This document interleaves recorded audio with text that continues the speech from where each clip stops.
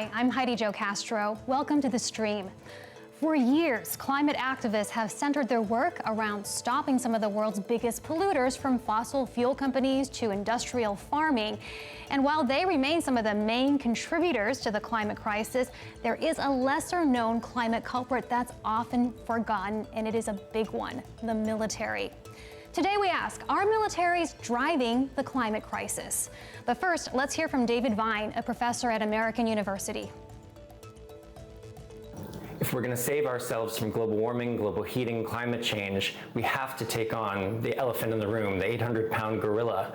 We have to take on U.S. military missions. The U.S. military is the single largest institutional emitter of carbon on the planet.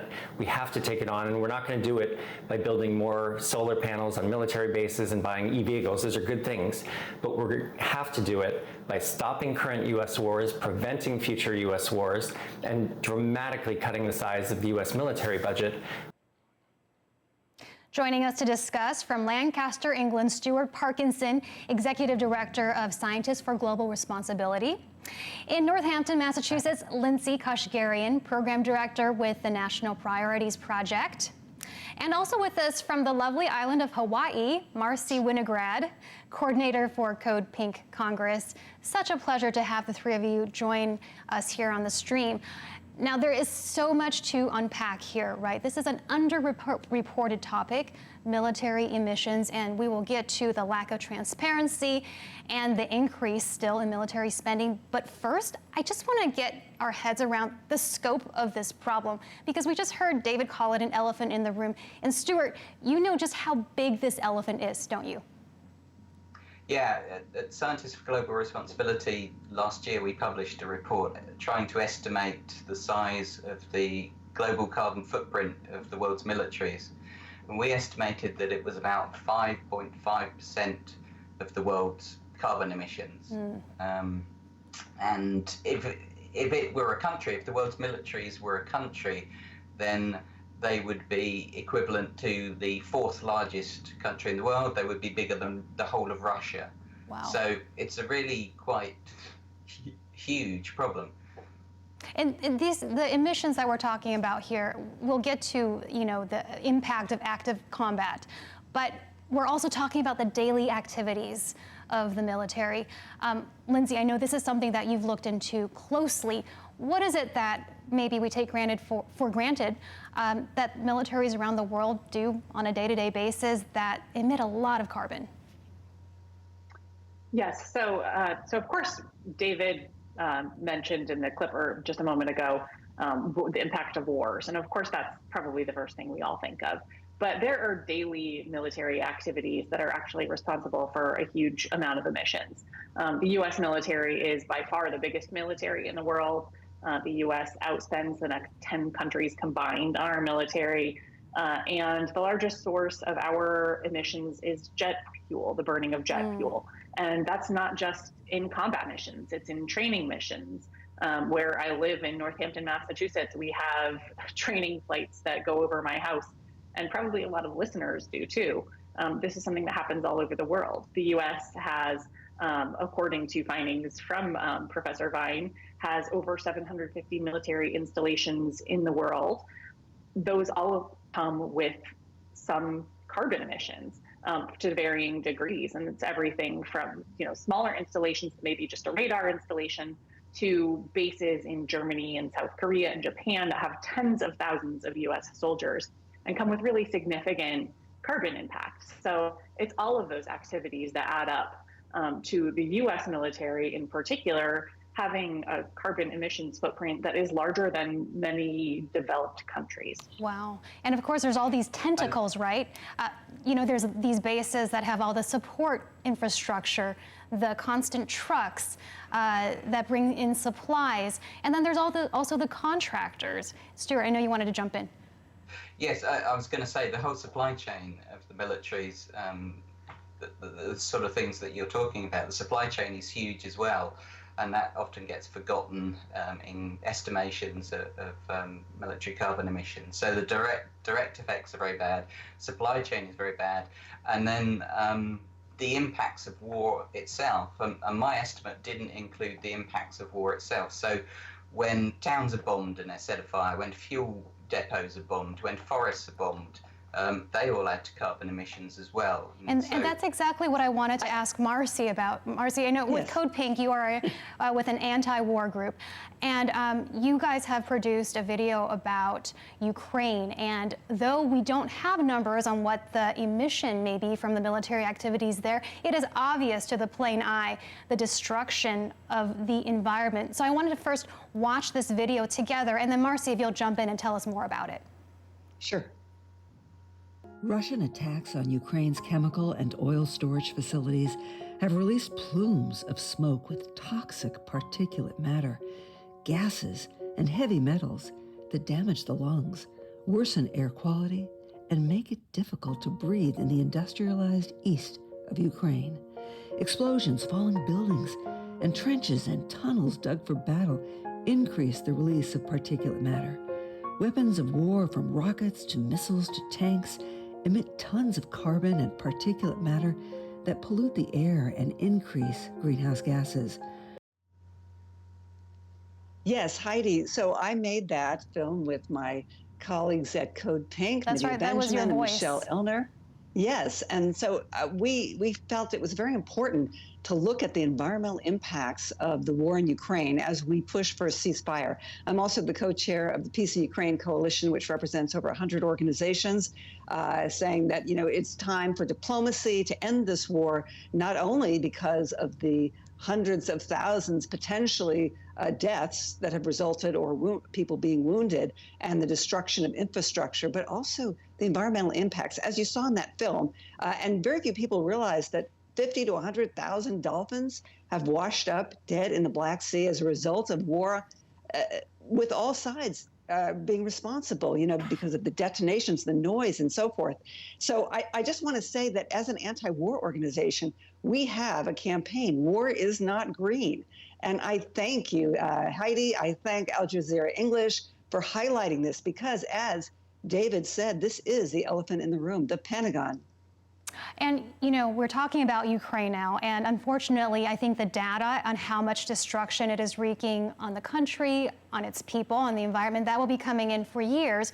But we have a little idea, don't we, Marcy, about, you know, what havoc in Iraq the U.S. invasion wreaked with its burn pits and its desertification. Yes. Can you tell us a little bit more about that? Sure. I mean, globally, the U.S. military has hundreds of Superfund sites, and an internal study by the Department of Defense in 2022 indicated that that people are being contaminated all over the world from our PFAs. These are toxic chemicals, carcinogenic chemicals that are used in foam to put out fires on aircraft.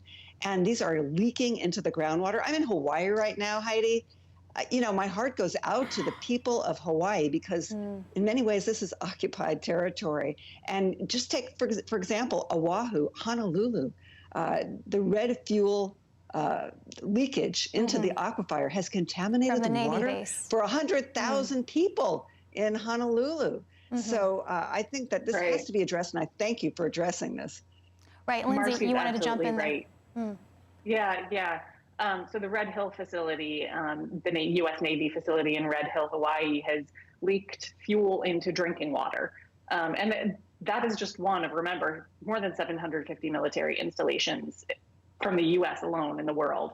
So if you think about that multiplied in impacts and, you know, other chemicals that Marcy talked about and other pollutants, the impact worldwide of the U.S. military alone is enormous. And then Stuart also talked about, you know, the private side, and we have a U.S. military where half of the military budget, fully half, goes to contractors, and they have a carbon impact as well, through the manufacturing of weapons, through transport of materials, through all of it. There are so many impacts, and it's not just carbon emissions, it is all of these other pollutants as well. Yeah, I just want to put a point on. I just want to say that we feel the answer is to reverse course, because we are on a trajectory to multiply these carbon emissions as we increase U.S. bases. We are opening a new base in Guam for 5,000 Marines. We are dredging the ocean, the beautiful ocean in Okinawa,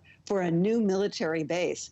So as we prepare, first there's Ukraine. That's terrible. What's happening there. We have to put an end to this. And now we are preparing for a war with China.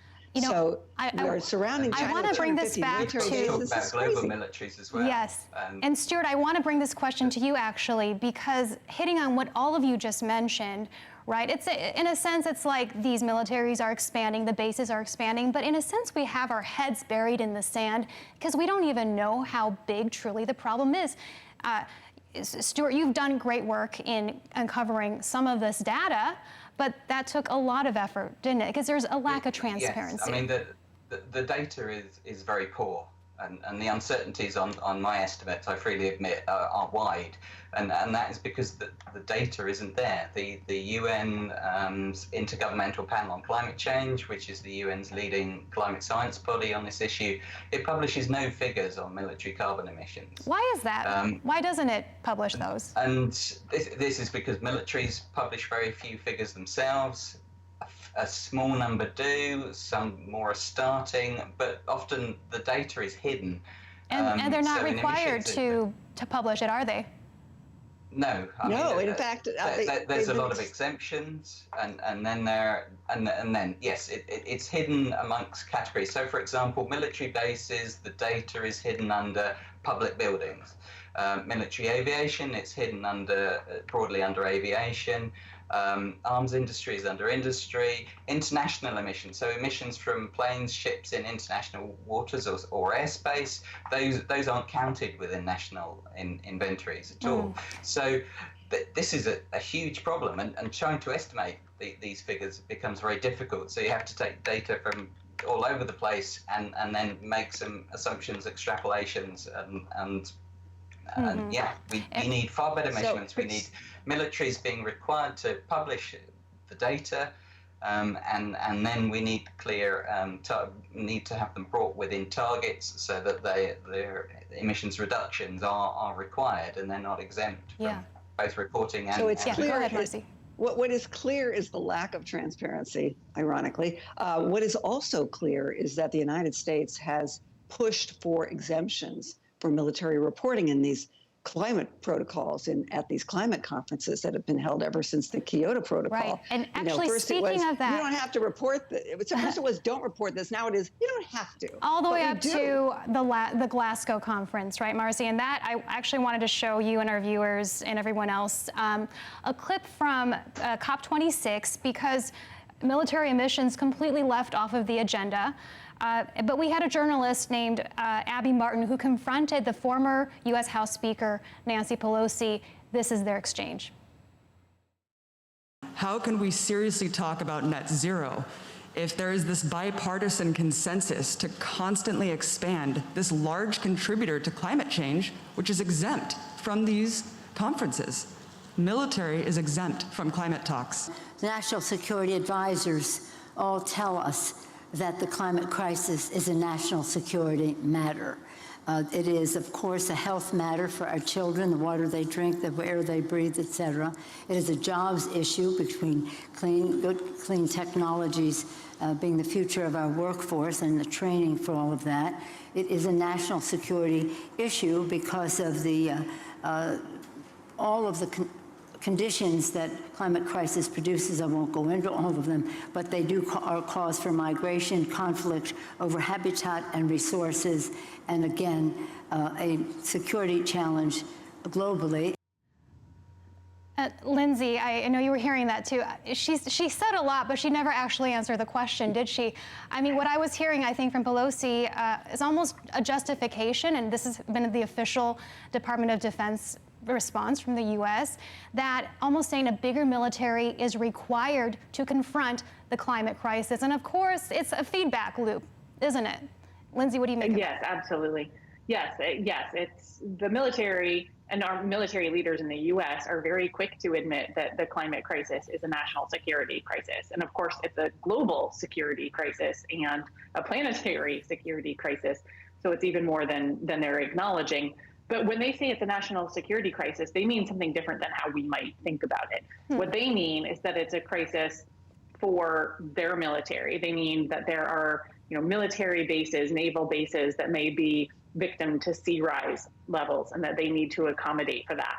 They mean that they need to prepare militarily for migration crises that will arise because of climate change, or that they need to prepare for a military response to climate crises that might come about from things like water scarcity or other climate crises that displace people and things. So that's what they're talking about, all of these things. And we need to be really careful when we talk about military emissions.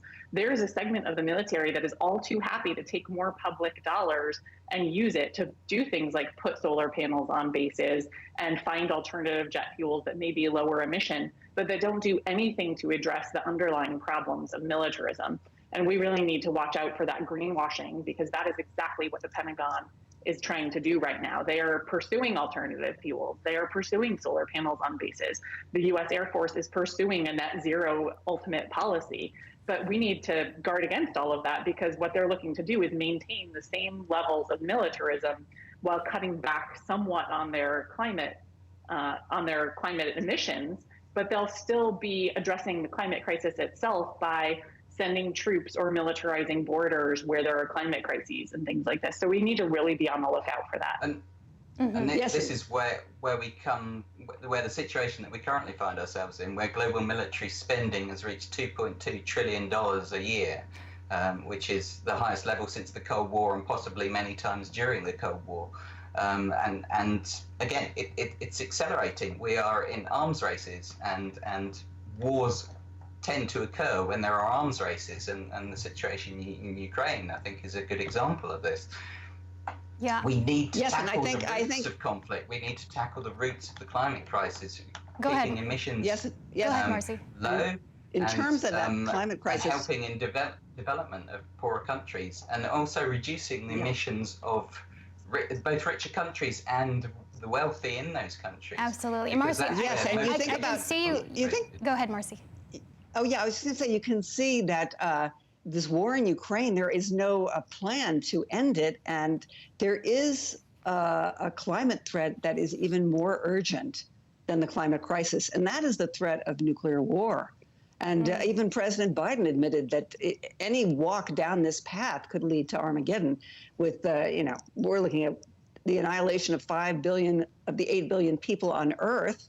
As we conduct a proxy war between two nuclear powers, the United States and Russia, which possess 90% of the world's nuclear weapons. And Marcy, so we must dedicate hours to that very topic. But right now, I want to bring us back to emissions. And, there is some recognition, there's some evidence, at least here in the United States, that there is a need for the military to be more transparent. And I wanted to bring up a letter that was written by 28 members of Congress, all Democrats, sent to President Biden. This was January of 2022, in which they said, put simply, we will never achieve the reductions necessary to avoid the most catastrophic effects of climate change, nor meet our economy-wide obligations under the Paris Climate Agreement while ignoring the climate impact of the U.S. military.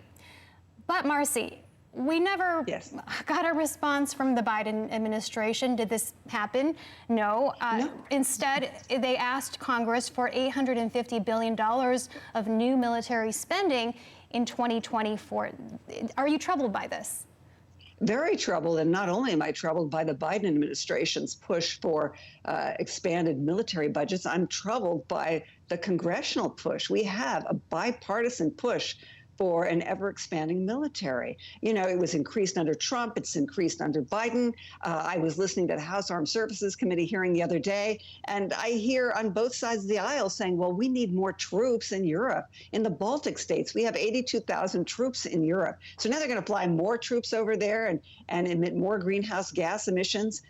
This is not the trajectory that we need to be on. And one of the issues, Heidi, is that the military is taking its cue from think tanks that are funded by military contractors, and there's all this money, follow the money, right? Follow the money. Absolutely. Another issue is, if the U.S. were serious about taking the climate crisis as a national security crisis, we would be investing differently. That $858 billion that the Biden administration requested for the Pentagon is way more than 10 times the only $37 billion a year under the Inflation Reduction Act that is Biden's signature legislative achievement on the climate crisis. So we are not taking the funding requirements of the climate crisis seriously. And there's nothing that makes that clearer than the $858 billion that the Biden administration requested for the Pentagon when they've been happy with their signature achievement on the Inflation Reduction Act that is less than 10% of that for the climate crisis. I wanted to bring in and that's only for the U.S. I wanted to bring in some more of our comments from our community. This is a video comment that was sent to us earlier by Nick Buxton, a researcher at Transnational Institute, saying that the U.S. has its priorities in terms of military missions all wrong. Let's take a listen. We need to be clear, the US Army climate strategy is not about fighting climate change. It is, as they say in their conclusion, about deploying, fighting, and winning the nation's wars. The trouble is there's no such thing as a green war, or indeed a green empire. Sure, the US Army can put solar panels on its many military bases, but not at the same time it is investing millions more on building fighter jets, naval ships, and servicing its more than 800 military bases around the world. The truth is that to decarbonize, we need to demilitarize. The US needs to turn to international cooperation rather than military might to resolving the world's conflicts. And Stuart, my next question is to you, because rather than demilitarize, the U.S. Army this past year released its first climate strategy, which does propose to cut emissions in half by 2030 and be net zero by 2050. Is this enough, and is it even feasible? Well, I think you've got to look at what those targets really mean. They're looking about cutting carbon emissions that are relatively straightforward to do in things like solar panels on military bases, energy efficiency at military bases. But when it comes to actually reducing emissions of the equipment, equipment that they deploy, then all of those are either exempted from the targets or they're predicated on technologies which are either at a very early stage of development or on the drawing board, never been used for military purposes, or they propose using offsets, carbon offsets, which are fraught with problems and very illusionary. So I don't really trust these climate targets unless we get, well, yes. Right. Our time is unfortunately almost coming to a close, but I wanted to come back to a very important point you all brought up, which mentioned the Cold War. There's sort of a comparison here, right? I mean, it's almost like there's a need for a carbon disarmament treaty. But even the idea seems, so far distant in the future. I don't know if there's any appetite for it. So in our last remaining minute or two, I just wanted each of you to answer in maybe just 10 to 20 seconds. What is the likelihood that that world's militaries could come together and kind of end this competition of growth, one bigger than the other, making this climate crisis worse? Is that ever going to happen? Stuart, please go first. It's really difficult, but it's something that we have to try. We have to find common ground between countries. It's not just about militaries, it's about finding common ground between nations and looking at what we do have in common, which is a climate crisis that threatens the world's civilization, and we have that in common, and we should build on that to help us tackle the problem. Absolutely. Thank you, Stuart. Lindsay. Yeah, so this really comes down to what the US and China decide to do.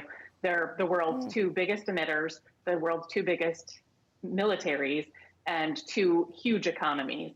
So it's between the US and China to work this out. And the Biden administration can really take leadership by Thank you so much, Lindsay. And Marcy, please, I'll give you the final word. Thank you. Yes, being with Code Pink, my response would be we need to build and amplify this anti-war movement, and we need to stand in solidarity with people all over the globe who are sounding the alarm. Demilitarize. Such an interesting topic. I know we could keep talking, but it's all the time we have for today. Thank you to our guests and for making time to our viewers to watch the stream.